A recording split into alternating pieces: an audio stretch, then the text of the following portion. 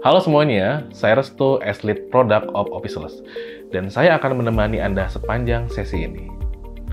Kali ini, kita akan melihat bagaimana Officeless bisa membuat aktivitas pekerjaan bisnis Anda lebih efisien, sekaligus belajar cara menggunakannya dengan mudah.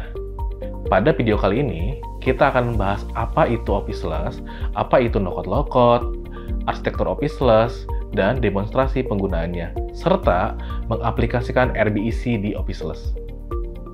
Mari kita mulai.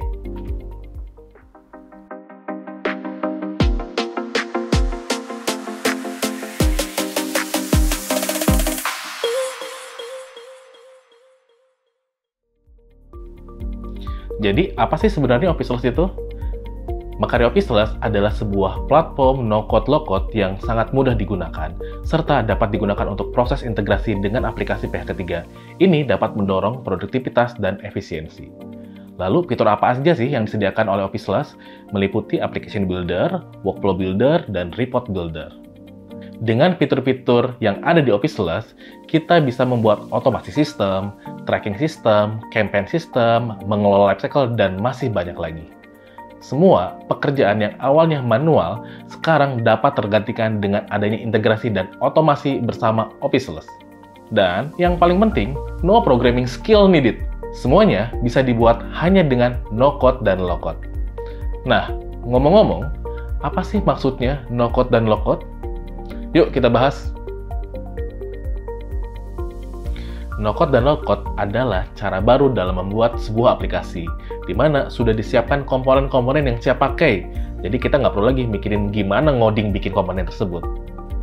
Kalau no-code, kalian cukup drag and drop komponen, semudah membuat slide presentasi. Kalau low-code, kita nih sedikit bisa melakukan kustomisasi dengan pengkodingan yang sederhana. Jadi, jika kita bandingkan dengan cara tradisional, coding yang lama dan penuh resiko error, tentu jauh lebih efisien dengan no-code dan low-code.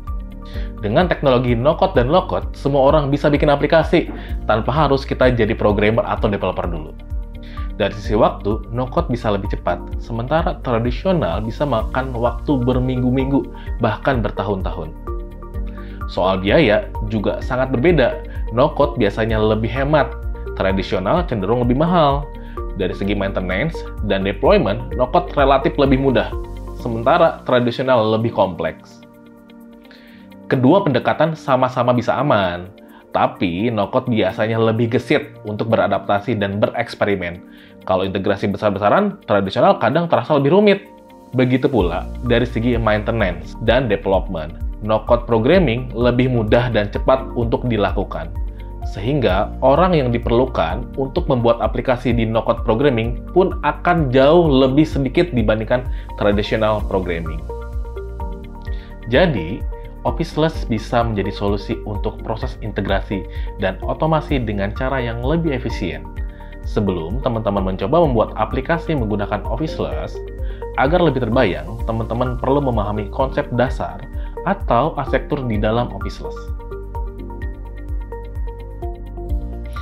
Arsitektur Officeless dibangun dengan 4 bagian utama. Pertama, user interface. Inilah bagian yang langsung dilihat dan dipakai oleh user. Semua aplikasi bisa dibuat dengan drag and drop dari form, dashboard, sampai table tanpa perlu coding. Kedua, workflow atau business logic. Pada bagian ini adalah otaknya Officeless. Disinilah business logic, proses otomasi, dan approval flow bisa dijalankan. Misalnya, data baru masuk, sistem bisa langsung kirim notifikasi, jalankan perhitungan, atau integrasi ke aplikasi lain. Lalu yang ketiga, database. Semua data aplikasi disimpan dan dikelola di sini. User bisa membuat table, bikin relasi, sampai query otomasi tanpa perlu paham bahasa database atau query. Sistem juga sudah mendukung audit trail untuk kebutuhan enterprise. Dan yang terakhir, kita punya RBEC atau Role Based Access Control. Ini adalah lapisan keamanan. Setiap user punya role dan permission berbeda-beda, sehingga akses pada aplikasi, halaman, bahkan field tertentu bisa diatur sesuai dengan kebutuhan. RBEC juga sudah terintegrasi dengan SSO, baik SSO Azure, Google, dan Makari SSO. Dengan 4 bagian ini, user interface, workflow, database, dan RBEC, Office Plus bisa memberikan platform no-code yang aman, fleksibel, dan siap untuk kebutuhan enterprise. Kali ini, kita akan membuat sebuah aplikasi simple di mana nanti user akan melakukan input, diproses secara otomatis, dan kita lihat hasil output datanya, di mana semua data tersimpan di database di Office Plus. Prosesnya pun sangat mudah. Saya akan mencontohkan sebuah simple aplikasi, yaitu ticketing system. Oke, langkah pertama untuk membuat aplikasi simple ticketing apps, yang pertama adalah masuk ke Office Studio, lalu kita masuk ke menu project, lalu tekan button new project. Lalu kita pilih create app, lalu kita pilih start building. Berikutnya adalah tuliskan nama aplikasi, upload icon yang digunakan, lalu tuliskan deskripsi. Lalu pilih target aplikasi yang akan di-build, apakah untuk web atau mobile atau keduanya. Jika salah satu, kita pilih salah satu, jika keduanya kita pilih keduanya, lalu kita klik continue. Tunggu sampai selesai. Selanjutnya, siapkan halaman yang dibutuhkan. Buat beberapa halaman atau single halaman yang memang akan kita gunakan. Misal, pada page 1, kita akan ganti namanya menjadi ticketing. Kita klik save. Di halaman ticketing, kita masuk ke Open Page Builder untuk membuat form input, detail, dan get list of ticket. Tekan Open Page Builder, lalu kita pilih opsi form. Di sini ada pilihan create start with AI from, create from scratch, atau create from data source. Kita akan buat menggunakan start with AI from. Kita pilih single form, lalu kita next, lalu kita tulis buat form ticketing. Lalu kita generate with AI. Maka AI akan memberikan rekomendasi field apa saja yang dibutuhkan untuk form tiket. Berikut field yang sudah diberikan oleh AI. Di sini kita masih bisa memberikan perubahan, modifikasi, atau tambahan fieldnya dengan cara drag and drop. Jika memang kita mau lanjut dengan field yang sudah disediakan oleh AI atau direkomendasikan oleh AI, kita tekan klik save. Oke, maka form, table, database itu otomatis akan dibuatkan secara otomatis. Bahkan function CRUD juga dibuatkan secara otomatis oleh Office Plus. Oke, form sudah selesai dibuat. Langkah berikutnya adalah kita melakukan pengetesan aplikasi dengan menekan tombol play atau run app. Oke, kita lihat ticketing, menu ticketing, ada table di sini beberapa kolom. Lalu kita coba untuk meng-create data. Kita tulis restu, email restu@bukhari.com, nomor telepon, kategori masalah, teknis, testing, lalu kita create. Voila, aplikasi sudah jadi, inputan otomatis terbuat, lalu halaman detail kita lihat juga sudah berhasil.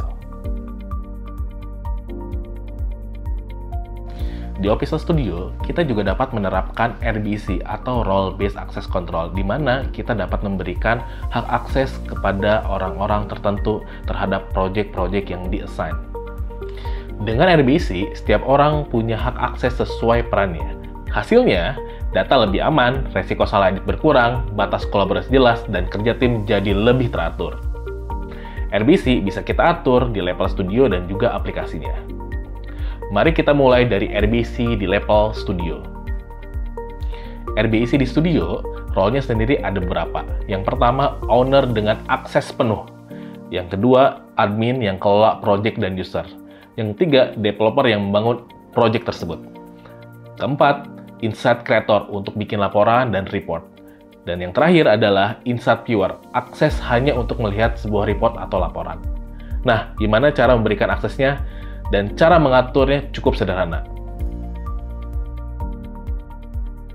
Langkah pertama, setelah kita masuk ke Office Studio, untuk mengatur role dan permission adalah dengan masuk ke menu setting, lalu kita pilih user yang akan kita atur role-nya. Misal di sini saya akan mengatur seseorang yang bernama Farid. Kita pilih edit user, lalu kita ganti role-nya dari role developer menjadi admin.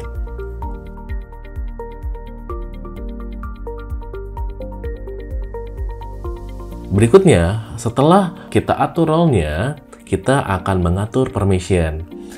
Farid di sini akan kita berikan hak akses terhadap project, di mana dia bisa mendevelop, mengedit, ataupun mengatur segala macam yang terdapat dalam project application. Dengan cara klik View Detail, lalu kita berikan hak akses untuk project ticketing apps. Dengan cara mengubah akses level dari no access menjadi has access. Tunggu sampai permission update.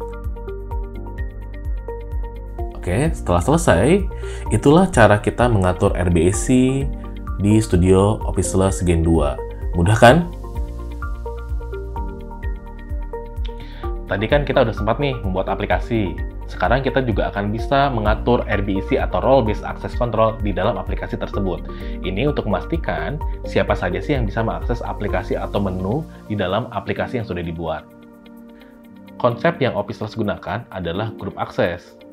Jadi, kita mengatur akses user terhadap halaman yang mana tergantung user masuk ke dalam grup akses apa. Yang pertama, grup akses atau kategori aksesnya. Berikutnya, grup akses member, menentukan siapa saja yang masuk ke dalam kategori atau grup tersebut. Yang ketiga, grup akses page, mengatur halaman mana yang bisa diakses grup tersebut. Untuk memberikan RBAC atau Role Based Access Control pada aplikasi yang sudah kita buat, kita bisa langsung saja masuk ke aplikasi yang sudah kita buat. Lalu kita masuk ke menu setting, di mana menu setting ini adalah menu yang otomatis dibuatkan oleh Officeless. Kita bisa masuk ke menu user. Di sini kita bisa pilih user yang akan kita berikan hak akses. Misal di sini saya akan berikan akses kepada Gumilar. Lalu masuk ke grup akses. Kita bisa menambahkan role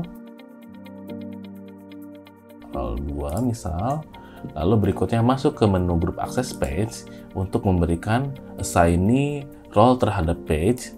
Kita masuk ke data, kita pilih role 2 yang tadi sudah kita buat, tinggal kita pilih menu apa yang akan diberikan kepada role 2 ini. Misal untuk menu ticketing, kita create, lalu berikutnya masuk group access member untuk memappingkan role terhadap usernya. Pilih grup akses role 2, lalu kita pilih user Gumilar.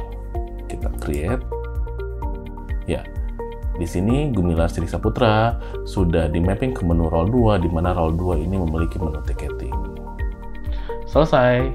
Kita sudah menerapkan RBAC di studio dan di aplikasi untuk menjaga keamanannya. Oh ya, satu hal penting, setiap user hanya boleh masuk ke satu grup, supaya lebih jelas dan konsisten. Oke, tadi kita udah belajar hal-hal dasar yang perlu diketahui di Mekari Officeless. Selanjutnya, kita akan pelajari lebih dalam terkait fitur-fiturnya yang dapat ditemukan di Mekari Help Center dan tutorial video di Mekari Officeless Academy. Sampai jumpa di video berikutnya.